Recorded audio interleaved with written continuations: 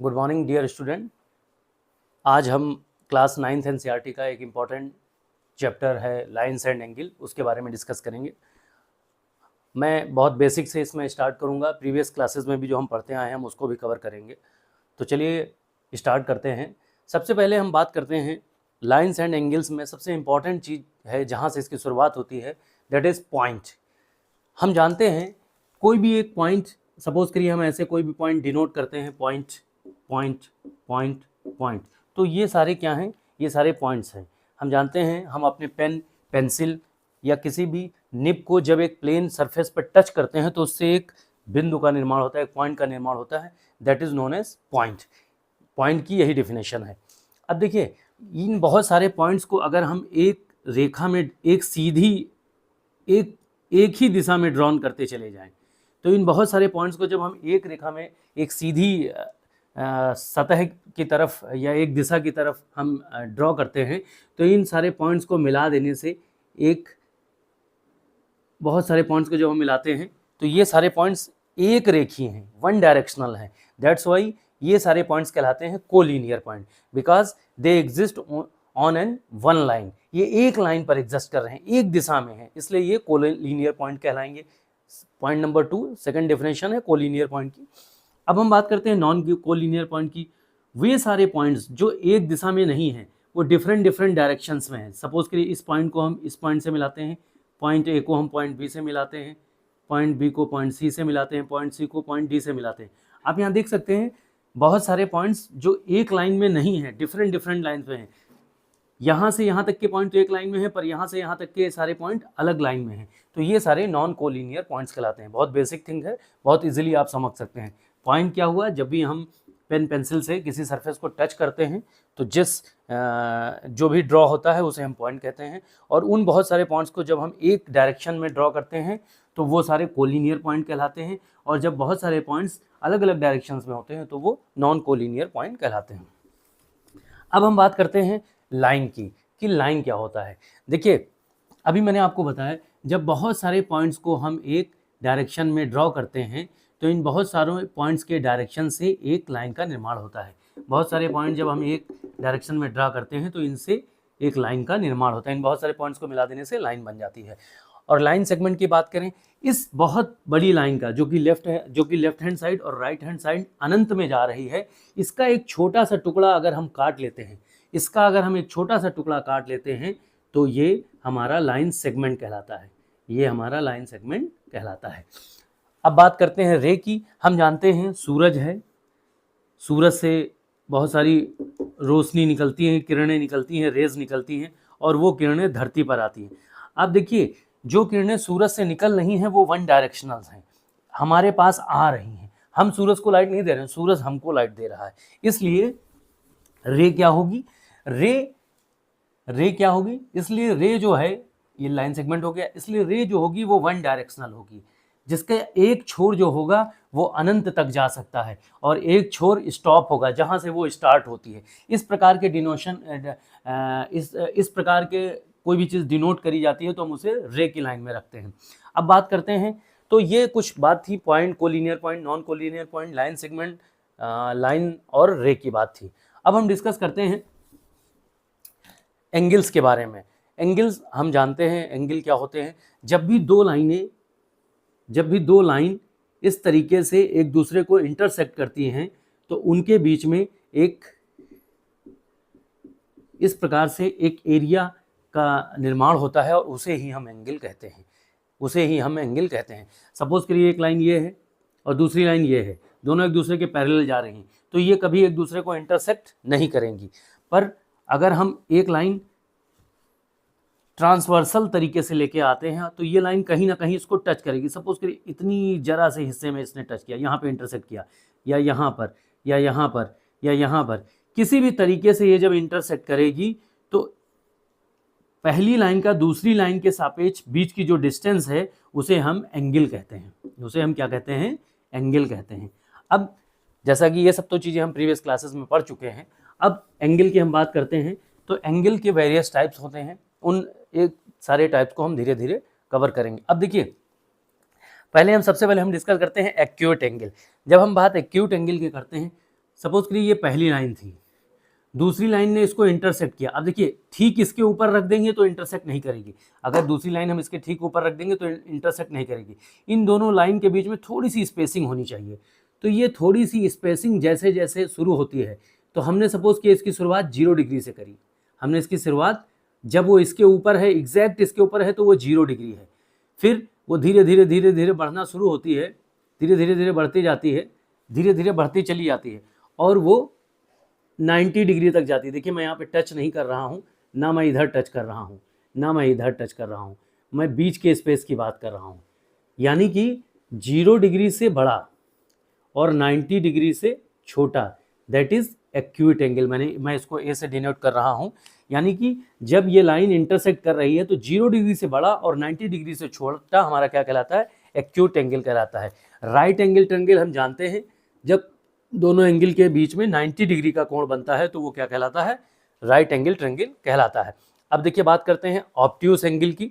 Obtuse angle की अगर हम बात करें, अब जब 90 डिग्री से ये इधर टेंड करेगा, 90 डिग्री से ये इधर टर्न करेगा, जब ये 90 डिग्री से इधर टर्न करेगा, जब ये 90 डिग्री से इधर टर्न करेगा तो हमारा क्या बनेगा। अब देखिए अब जब 90 डिग्री से ये फर्दर मूव करेगा दूसरी डायरेक्शन में, तो यानी कि 90 डिग्री से बड़ा, देखिए मैं फिर इसको टच नहीं कर रहा हूँ, 90 डिग्री से बड़ा और 180 डिग्री से छोटा, क्योंकि यहाँ पे अगर कंप्लीट करेंगे तो ये कंप्लीट साइकिल कितने का है, हाफ है। सर्किल का हाफ 180 डिग्री होता है, ये हाफ है। तो हम क्या करेंगे इसको, हम इसको लिखेंगे 90 डिग्री से बड़ा और 180 डिग्री से छोटा। तो ये हमारा क्या हो जाएगा, ये हमारा ऑब्ट्यूस एंगल हो जाएगा। इसको हम ओ से डिनोट कर रहे हैं, ओ भी कर देता हूँ मैं, इसको मैं शॉर्ट फॉर्म में ओ भी लिख देता हूँ, ऑब्ट्यूस एंगल हो जाएगा। अब स्ट्रेट एंगल की बात करते हैं, जब ये इधर से जाएगा और यहाँ तक पूरा टच करेगा तो ये 180 डिग्री हो जाएगा, that is called straight angle.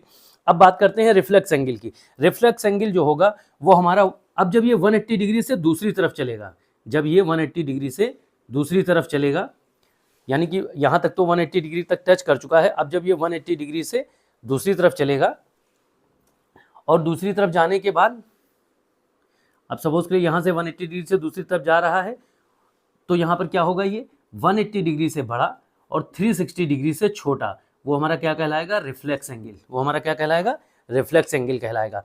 अब देखिए ये तो बात हो गई यहाँ तक। अब जब ये 180 डिग्री से जा रहा है और पूरा 360 नहीं पहुँच रहा है, यहाँ पे जैसे ये 180 डिग्री पूरा इसने कवर किया, ऐसे ही यहाँ पर जब ये पूरा कंप्लीट साइकिल 360 डिग्री कवर कर लेगा, तो इस पूरे 360 डिग्री को हम एक कंप्लीट रिवॉल्यूशन कहते हैं। इस पूरे 360 डिग्री को हम एक कंप्लीट रिवॉल्यूशन कहते हैं। तो इस प्रकार से ये point, collinear point, non collinear point और डिफरेंट टाइप ऑफ एंगल्स के बारे में हमने यहाँ पर जाना।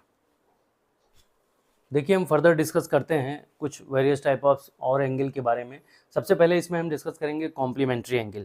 देखिए कॉम्प्लीमेंट्री एंगल क्या होते हैं, कोई भी ऐसे दो एंगल जिनका सम 90 डिग्री हो। सपोज करिए एक एंगल हमने ऐसे बनाया, ये 60 डिग्री का है, दूसरा एंगल हमने ऐसे बनाया जो 30 डिग्री का है। तो अब देखिए ये मान लीजिए एंगल ए है और ये एंगल बी है, तो हम यहाँ पे लिख सकते हैं angle A plus angle B is equal to 90 degree. तो ये क्या है, ऐसे एंगल्स कॉम्प्लीमेंट्री एंगल कहलाते हैं। ये पास हो या दूर हो इससे कोई फर्क नहीं पड़ता है। सपोज करिए हमने एक एंगल ऐसे ड्रा किया 90 डिग्री का, बीच में इसके दो हिस्से कर दिए। अब ये एंगल 45 डिग्री का है, दूसरा एंगल भी 45 डिग्री का है, तो ये दोनों एंगल मिलके क्या करते हैं, 90 डिग्री बनाते हैं। तो इस प्रकार से जिन दो एंगल का सम 90 डिग्री हो वो हमारे कॉम्प्लीमेंट्री एंगल कहलाते हैं। जिन दो एंगल का सम 90 डिग्री हो वो हमारे कॉम्प्लीमेंट्री एंगल कहलाते हैं। वो पास हो दूर हो इससे कोई फर्क नहीं पड़ता है। अब देखिए हम डिस्कस करते हैं कि सप्लीमेंट्री एंगल क्या है। सप्लीमेंट्री एंगल का मतलब ये हुआ कि दो ऐसे एंगल जिनका सम 180 डिग्री हो, दो ऐसे एंगल जिनका सम 180 डिग्री हो। जैसे कि यहाँ पर देखिए ये एंगल प्लस ये एंगल मिलके 180 डिग्री हो रहा है, तो ये हमारा क्या कहलाएगा, सप्लीमेंट्री एंगल कहलाएगा।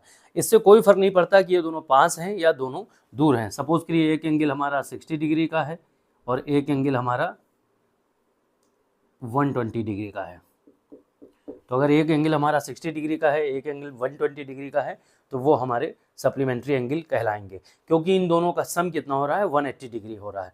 तो मैं यहाँ पे स्पेसिफाई कर देता हूँ 90 डिग्री और 180 डिग्री। आपको याद रखना बहुत आसान है, जहाँ पे बात सप्लीमेंट्री की बात आएगी वहाँ पर 180 डिग्री, और जहाँ पे बात आएगी कॉम्प्लीमेंट्री एंगल की वहाँ पे 90 डिग्री। चाहे पास हो चाहे दूर हो, दोनों का सम 90 डिग्री होना चाहिए। सप्लीमेंट्री एंगल की बात आएगी तो जहाँ पर सम 180 डिग्री होगा वहाँ पर हम उसे सप्लीमेंट्री एंगल कहेंगे, वो चाहे पास हो चाहे दूर हो। इसको याद रखना भी बहुत आसान है, पहले सी आता है इसलिए 90 डिग्री, फिर एस आता है हमारे अल्फ़ाबेटिकल टर्मिनोलॉजी के अनुसार। सिर्फ ये याद करने का एक तरीका है, बाकी इसका कोई सर्टिफाइड रूल नहीं है। ये सी पहले आ रहा है इसलिए 90 डिग्री पहले, यानी कि हम जब भी हमसे कॉम्प्लीमेंट्री की बात करी जाएगी तो हम 90 डिग्री देखेंगे, और सप्लीमेंट्री की बात करी जाएगी तो ये 180 डिग्री कहेंगे। अब देखिए एक तीसरा हमारा एंगल है एडजेसेंट एंगल। मैं इसको यहाँ पे ड्रॉ करता हूँ, आप थोड़ा ध्यान दीजिएगा। एडजेसेंट एंगल, एडजेसेंट माने होता है पास पास। अब देखिए एडजेसेंट की पहली, अभी मैंने यहाँ पे बताया दोनों पास नहीं होनी चाहिए, पास हो या ना हो से कोई फर्क नहीं पड़ता, पर एडजेसेंट की पहली कंडीशन है कि दोनों एंगल पास पास होना चाहिए। सपोज ये हमने दो एंगल ड्रा किए, अब देखिए इन दो एंगल में क्या है, ये एंगल ए है, ये एंगल बी है, इन दोनों एंगल पास पास है और इनकी एक कॉमन वॉल है। पास पास का मतलब ये है कि किन्हीं भी दो एंगल में एक कॉमन लाइन होनी चाहिए, वही वो एंगल हमारे क्या कहलाएंगे। जब तक एक कॉमन दीवार नहीं होगी वो हमारे एडजस्टेंट एंगल नहीं कहलाएंगे। जैसे मान लीजिए इसी जगह पे मैं एक एंगल और बनाता हूँ, यहाँ पर मैं देखिए एक एंगल मैंने बनाया और ये, अब ये एंगल ए है और ये एंगल बी है, तो अब आप देख सकते हैं एंगल ए केवल इतने हिस्से में और एंगल बी पूरा है, तो ये दोनों पास पास नहीं, ये कॉमन एंगल नहीं कहलाएंगे। यानी कि एडजस्टेंट एंगल की डिफिनेशन की अगर हम बात करें तो यहाँ पर दो कंडीशन है, एक कॉमन वॉल होनी चाहिए, दोनों एंगल के बीच में एक कॉमन वॉल होनी चाहिए, और जो दोनों कोणों के बीच कॉमन नहीं है वो कॉमन आर्म के डिफरेंट साइड होनी चाहिए। यानी कि जो दोनों एंगल के बीच में कॉमन नहीं है वो वो कॉमन आर्म के डिफरेंट साइड होनी चाहिए। यानी कि एक वॉल कॉमन होनी चाहिए, और जो भाई कोई भी एंगल हम बनाते हैं तो उसमें जाहिर सी बात है दो लाइन होंगी तभी वो एंगल बनेगा, तो दो लाइन में एक एंगल तो कॉमन होनी, एक वॉल तो कॉमन होनी चाहिए और बाकी की दोनों लाइनें डिफरेंट साइड में होनी चाहिए। तो इस प्रकार से ये था हमारा एडजेसेंट एंगल, कॉम्प्लीमेंट्री एंगल और सप्लीमेंट्री एंगल। आप देखिए थोड़ा सा इस पर ध्यान दीजिए, और मैंने बहुत आसानी से समझाने की कोशिश करी है। देखिए कुछ छोटी छोटी चीज़ें बहुत इंपॉर्टेंट होती हैं, कभी कभी हम इस क्लास में, बड़ी क्लासेस में आते हैं तो हम छोटी छोटी चीज़ों को भूल जाते हैं, लेकिन वही छोटी चीज़ें आगे जाके बहुत बड़े बड़े कॉन्सेप्ट का बेस बनती हैं, तो उन पे भी हमें फोकस करने की बहुत ज़रूरत होती है। अब यहाँ पर आगे हम इसको और डिस्कस करेंगे। तो ये इस प्रकार से हमने ये डिस्कस किया है एडजेसेंट एंगल। अब हम फर्दर इसमें थोड़ा सा और एंगल्स भी देख लेते हैं। अब हम डिस्कस करेंगे एक linear pair angle. Linear pair angle,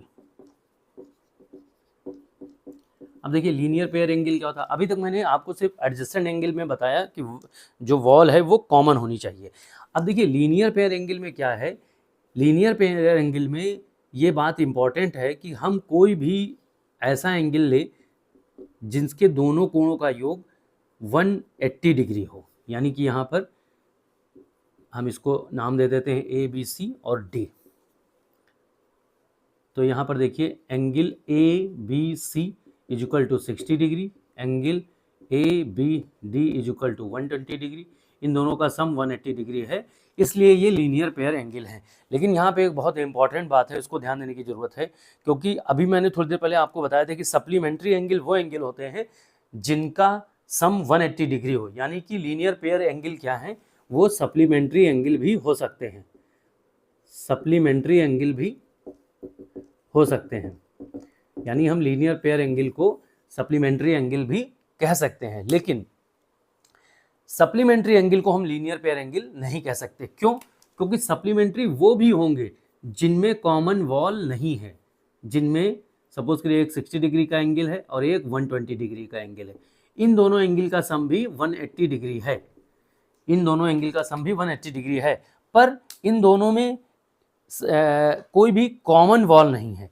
और मैंने आपको बताया कि जब तक कॉमन वॉल नहीं होगी, जब तक एक कॉमन सरफेस नहीं होगी, तब तक वो लीनियर पेयर एंगल नहीं कहलाएंगे, क्योंकि यहाँ पे वर्ड डिनोटेड है लीनियर, यानी वो एक ही लाइन पे एग्जिस्ट होने चाहिए और उनके बीच में एक कॉमन वॉल होनी चाहिए, तभी वह लीनियर पेयर एंगल कहलाएंगे। क्लियर है आपको? तो कोई भी supplementary angle linear pair angle हो सकता है, कोई भी linear pair angle supplementary angle हो सकता है, लेकिन कोई भी supplementary angle linear pair angle हो ऐसा जरूरी नहीं है। क्लियर है? आगे हम डिस्कस कर लेते हैं। यहीं पर एक इम्पोर्टेंट चीज और है, that is intersecting angle. Intersecting angle, अब देखिए इसके नाम से ही क्लियर है, इंटरसेक्टिंग एंगल का मतलब है दो लाइन के इंटरसेक्शन से जो एंगल बने उन्हें ही हम इंटरसेक्टिंग एंगल कहते हैं। और इंटरसेक्टिंग एंगल जो होंगे इसमें क्या होंगे, अपोजिट एंगल्स जो होंगे वो एक दूसरे के बराबर होंगे। किन्हीं भी दो लाइन के, सपोज करिए इसको एंगल 2 नाम दिया, इसको एंगल 1, इसको एंगल 2, तो angle 1 is equal to angle 2, यानी कि दो लाइन के इंटरसेक्शन से जो एंगल बनेंगे उन्हें हम इंटरसेक्टिंग एंगल कहेंगे। और इस तरीके से जब अभी हम देखेंगे तो वर्टिकली अपोजिट एंगल्स जो होंगे, जो वर्टिकली अपोजिट एंगल होंगे वो क्या होंगे, इक्वल होंगे। Vertically opposite angle will be equal. तो इंटरसेक्टिंग एंगल क्या होंगे, दो लाइन के इंटरसेक्शन से जो एंगल बनेंगे वो वर्टिकली अपोजिट एंगल होंगे। क्लियर है? तो इस प्रकार से ये बात हुई एंगल्स की। 9th क्लास में आपको इतने ही एंगल पे फोकस करना है।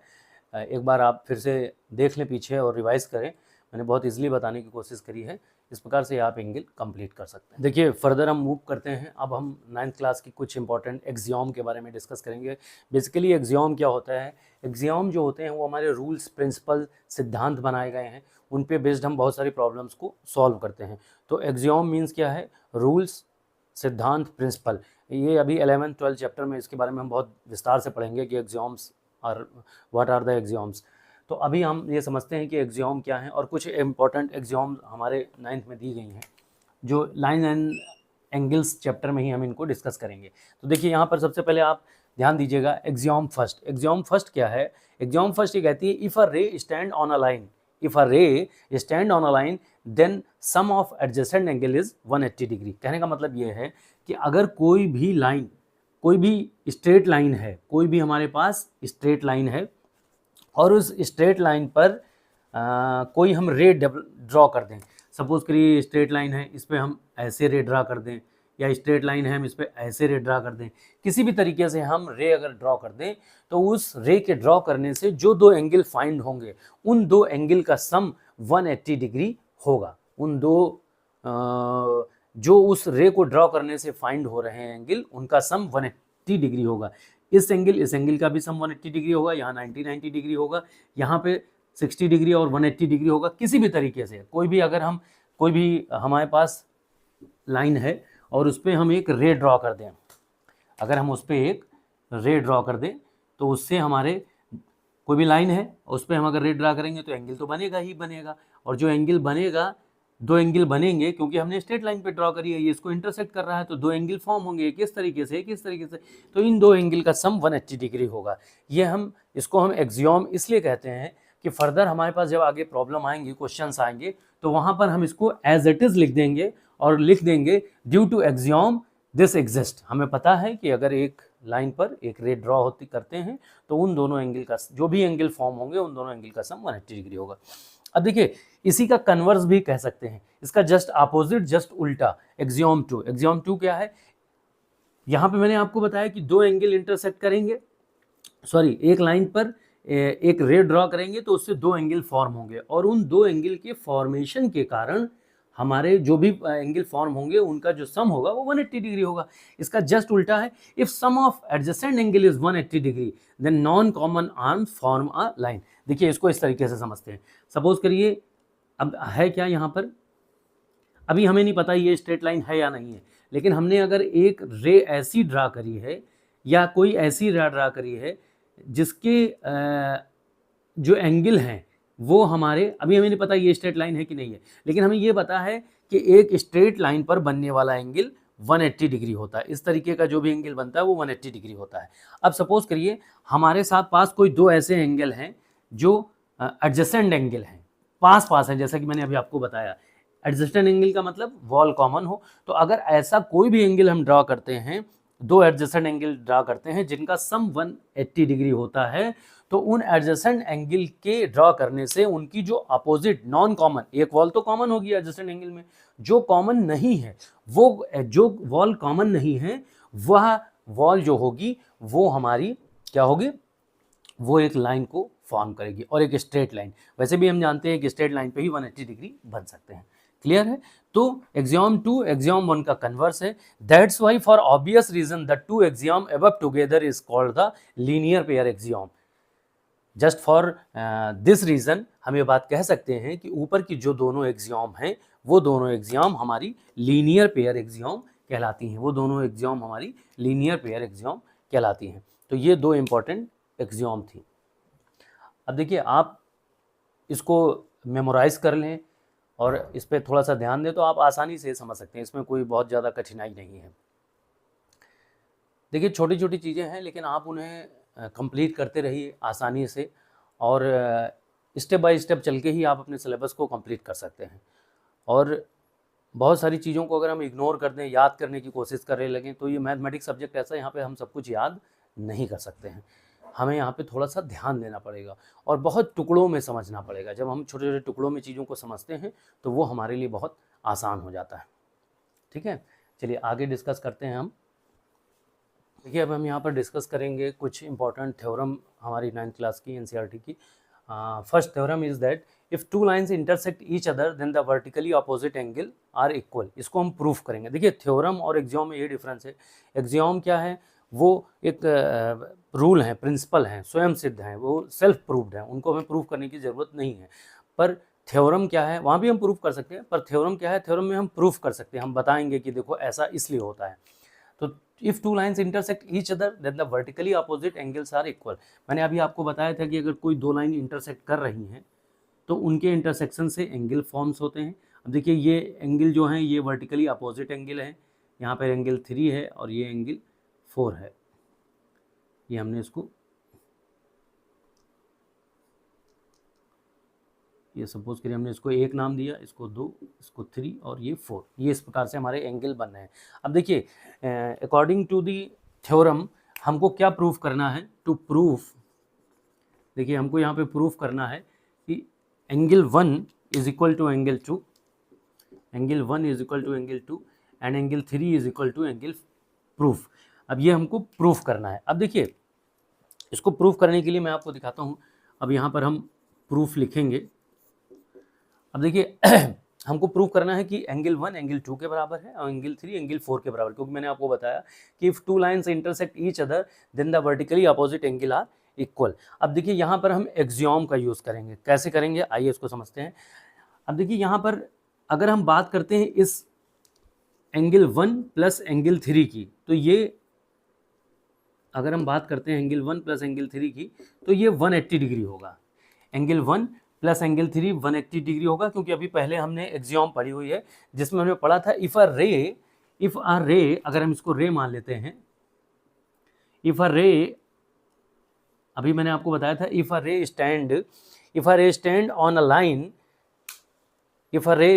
Line then sum of the adjacent angle is 180 degree. If a ray stand on a line then sum of adjacent angle is 180 degree. That's why angle 1 plus angle 3 is equal to 180 degree. ये अभी हमने आपको अभी axiom मैंने पढ़ी थी, तो ये हम एक्सियम यहाँ पर लिख देते हैं अकॉर्डिंग टू एक्सियम, और इसको हम इक्वेशन फर्स्ट मान लेते हैं। अब देखिए angle 1 plus angle 3 is equal to 180 degree होगा। As a same time angle 2 plus angle 4, अगर हम इसको देखें तो angle 2 plus angle 4 is also equal to 180 degree, और इसको हम सेकंड इक्वेशन मान लेते हैं। क्यों होगा, क्योंकि यहाँ पर भी एक रे स्टैंड कर रही है और उनके एडजेसेंट एंगल का जो सम है वो 180 डिग्री है, बिकॉज ये एक लाइन है। दैट्स वाई एक्सियम से ये दोनों बातें प्रूफ होती हैं। अब देखिए अगर हम इक्वेशन 1 और इक्वेशन 2 को देखें तो ये भी 180 डिग्री एंगल के बराबर है, ये दोनों एंगल भी 180 डिग्री एंगल के बराबर है। इसलिए इक्वेशन 1 और इक्वेशन 2 से angle 1 plus angle 3 is equal to angle 2 plus angle 4, ये दोनों बराबर होंगे एक दूसरे के। और यहाँ पर आप देख सकते हैं, देखिए यहाँ पर एंगल 1 और एंगल 3 मैंने लिखा था, यहाँ पर मैंने एंगल 2 और 4 कर दिया है। आप इसको यहाँ पे थोड़ा सा करेक्ट कर लेंगे। यहाँ पर हम इस वाले हिस्से की बात करेंगे, एंगल 2 प्लस एंगल 3 को हम 180 डिग्री ऑब्जर्व करते हैं। देखिए ये चारों तरफ, चाहे आप ये दोनों हिस्से ले लीजिए, चाहे ये दोनों ले लीजिए, चाहे ये दोनों ले लीजिए, चाहे ये दोनों, ये चारों हिस्से 180 डिग्री के बराबर होंगे और उस एक्सियोम के हिसाब से ये बिल्कुल करेक्ट होगा। इसलिए यहाँ पर हम इसको देख लेते हैं। अब ये देखिए, angle 2 plus angle 3 equal to 180 degree, angle 1 plus angle 3 equal to 180 degree. तो इन दोनों इक्वेशन को जो हम इक्वल करेंगे तो यहाँ पर ये 3 कट जाएगा और इससे प्रूफ हो जाएगा angle 1 is equal to angle 2। इसी प्रकार से हम एंगल 3 प्लस एंगल, और ये हमारा प्रूफ हो जाता है। इसी प्रकार से हम एंगल 3 और एंगल 4 को भी हम प्रूफ कर सकते हैं। तो angle 1 is equal to angle 2। So ये थ्योरम हमारी फर्स्ट प्रूफ हो जाती है। If two line intersect each other then the vertically opposite angle are equal. ठीक है, थैंक यू सो मच।